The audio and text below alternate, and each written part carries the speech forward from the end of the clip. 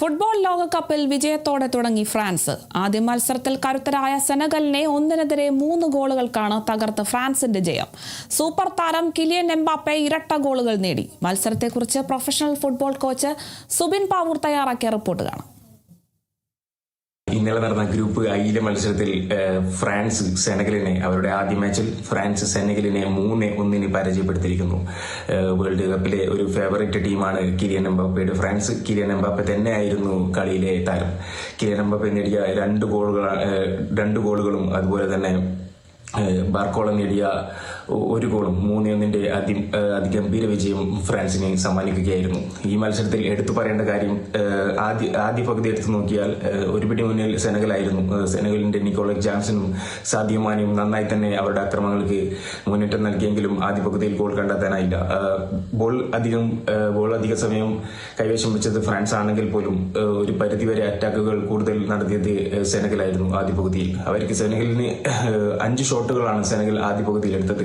ആദ്യ പകുതിയിൽ ഇരു ടീമുകളും ഗോളൊന്നും കണ്ടെത്താതെ തന്നെ പിരിക്കുകയായിരുന്നു. രണ്ടാം പകുതിയിലേക്ക് വരുമ്പോൾ രണ്ടാം പകുതിയിൽ കൂടുതൽ ആക്രമിച്ച് കളിച്ചത് ഫ്രാൻസ് തന്നെയായിരുന്നു. ഫ്രാൻസിന്റെ 52-ാം മിനിറ്റിൽ ഉണ്ടായ ഒരു മുന്നേറ്റം സാദിയോ മാനെ അത് ക്ലിയർ ചെയ്യാൻ, എംബാപ്പയുടെ ഒരു മുന്നേറ്റം സാദിയോ മാനെ ക്ലിയർ ചെയ്യാൻ ശ്രമിക്കുകയും റഫറി ആദ്യം പെനാൾട്ടിയിലേക്ക് വിരൽ ചൂണ്ടുകയും ചെയ്തു. ഇത് എല്ലാവരും പെനാൾട്ടി തന്നെ എന്ന് കരുതിയ ഒരു നിമിഷമായിരുന്നു. പക്ഷെ അത് വാറിലൂടെ ചെക്ക് ചെയ്ത് അത് ഒരു ഗോൾ കിക്കായി മാറുകയും ചെയ്തു 52-ാം മിനിറ്റിൽ.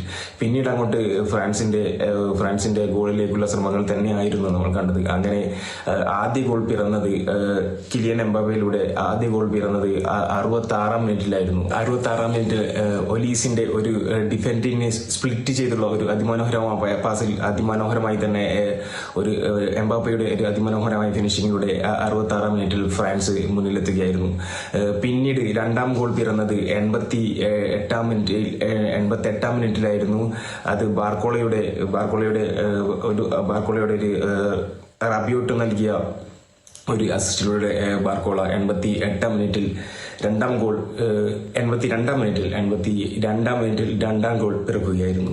പിന്നീട് അങ്ങോട്ട് ഇരു ടീമുകളും ഗോളിനായി ശ്രമിക്കുകയെങ്കിലും 90+5 മിനിറ്റിൽ എംബാപ്പയുടെ ഒരു കിടിലൻ ലോങ് റേഞ്ച് ഷോട്ട്, ടൂർണമെന്റിലെ തന്നെ അതിമനോഹരമായ ഒരു ലോങ് റേഞ്ച് ഷോട്ടിലൂടെ ഫ്രാൻസ് അവരുടെ അക്കൗണ്ട് 3 എന്ന നിലയിലേക്ക് തികയ്ക്കുകയും ചെയ്തു.